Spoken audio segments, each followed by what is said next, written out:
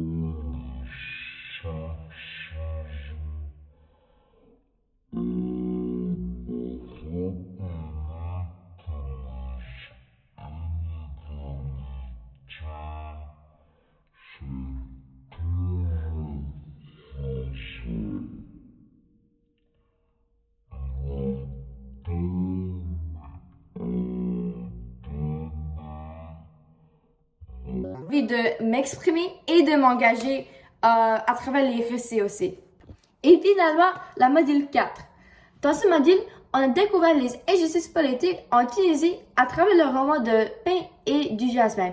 L'histoire de Neyla et de Mounir montre comment les jeunes sont souvent laissés de côté dans les décisions politiques malgré leur soif pour la justice. Avec l'activité 4.1.2, j'ai appris à analyser le style d'autrice, repérant les figures de style comme la métaphore et l'énumération, ainsi que la tonalité révoltée du texte. Cela m'a aidé à comprendre comment l'écriture peut transmettre une émotion forte liée à l'injustice. Dans les profils de personnages en 4.1.3, j'ai exploré la psychologie de Neyla et de Mounir, ce qui m'a permis à mieux comprendre les effets psychologiques de l'oppression politique comme la doute, la colère ou le courage. En rédigeant mon propre récit à première personne en 4.1.4, j'ai utilisé la structure narrative complète, la situation initiale, les déclencheurs, les péripéties, etc. J'ai aussi appliqué les techniques vues en classe comme les marqueurs temporels, les images fortes et une voix intérieure crédible.